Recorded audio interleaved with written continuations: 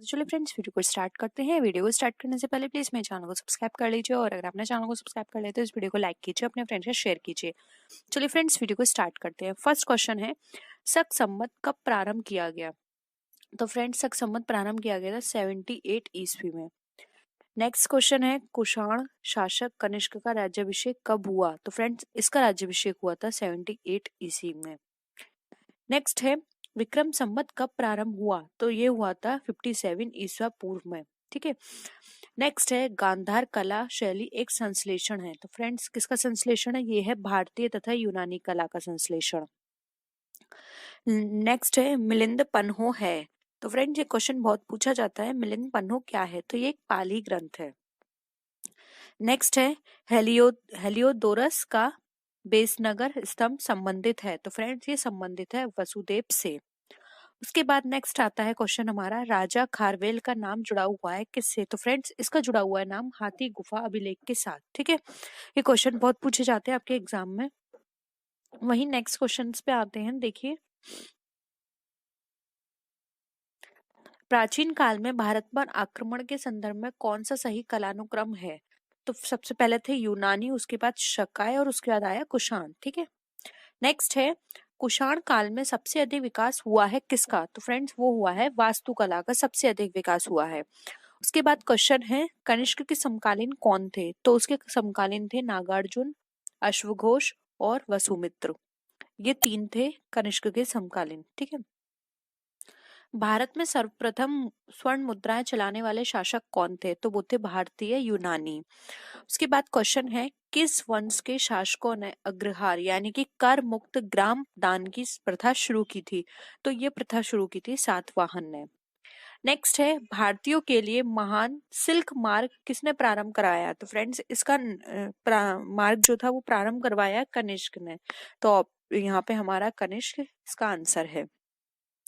Next है, कला की गांधार शैली किस समय में फली फूली? तो वो कुषाणों के समय फली फूली। फली फूली का मतलब होता है डेवलप हुई, विकास हुआ उसका। ठीक है। नेक्स्ट आते हैं,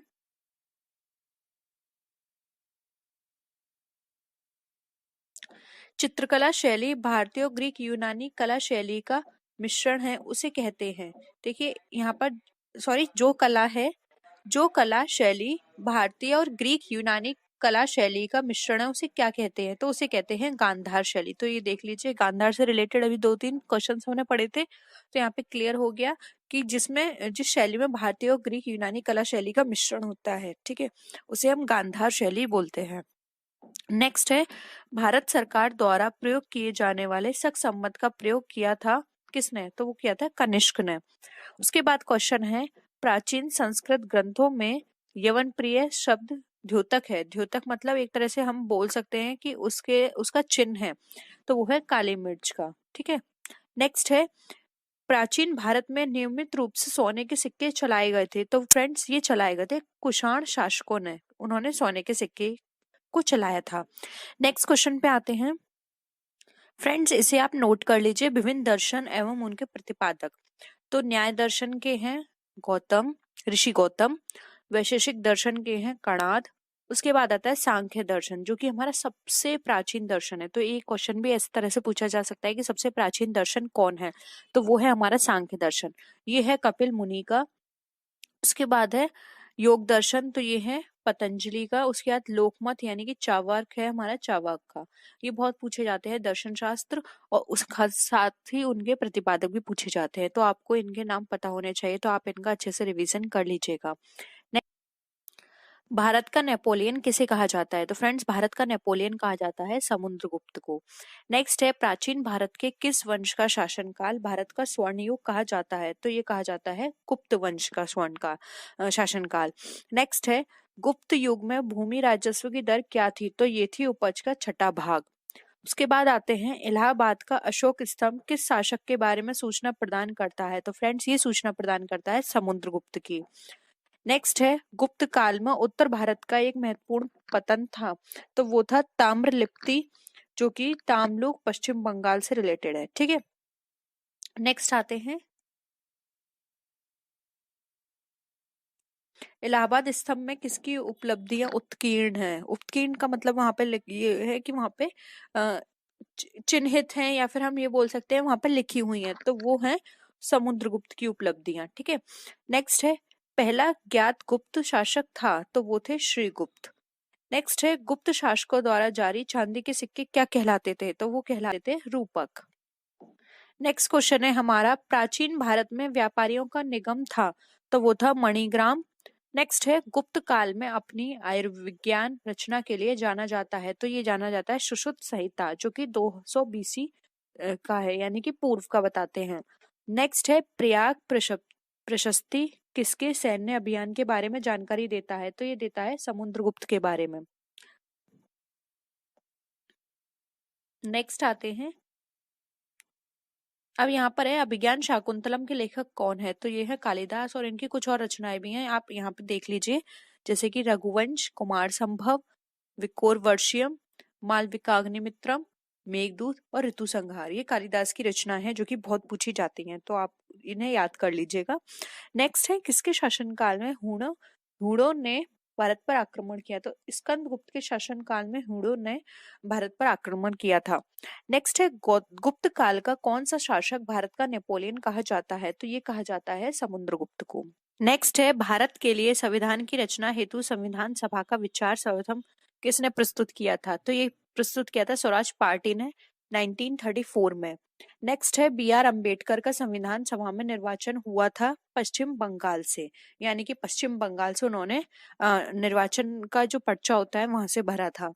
नेक्स्ट है सन 1946 में निर्मित अंतरिम सरकार में कार्यपालक परिषद के उपसभापति कौन थे, तो वो थे जवाहरलाल नेहरू, अंतरिम सरकार के सभापति गवर्नर जनरल थे ये।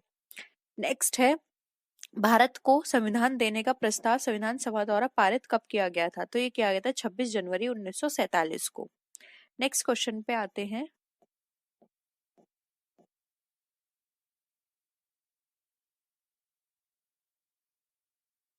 भारतीय संविधान की प्रारूप समिति का अध्यक्ष कौन थे, तो ये थे भीमराव अंबेडकर जी। नेक्स्ट है भारत सरकार द्वारा राजकीय चिन्ह अंगीकृत किया गया, तो फ्रेंड्स ये अंगीकृत किया गया था 26 जनवरी 1950 को, जो कि मैंने अपने 20 डे सीरीज में भी आपको डिस्कस किया है ये। नेक्स्ट है भारत का संविधान अपनाया गया था, तो फ्रेंड्स भारत का संविधान अपनाया गया था 26 जनवरी 1950 को, जब से हमारा क्या हम मनाते हैं, रिपब्लिक डे मनाते हैं। नेक्स्ट है संविधान सभा के चुने हुए स्थायी अध्यक्ष कौन थे, तो वो थे स्थायी अध्यक्ष डॉक्टर राजेंद्र प्रसाद। ये भी मैंने आपको क्वेश्चन बहुत बार कराया हुआ है, ये बहुत बार पूछे जाते हैं स्थायी सदस्य और अस्थायी सदस्य। ठीक है, 11 दिसंबर 1946 को। नेक्स्ट है संविधान सभा के प्रथम बैठक की अध्यक्षता किसने दी थी, तो डॉक्टर सच्चिदानंद सिन्हा ने 9 दिसंबर 1946 को। और फ्रेंड्स डॉक्टर सच्चिदानंद सिन्हा अस्थायी सदस्य भी कहे जाते हैं। ठीक है, नेक्स्ट आते हैं,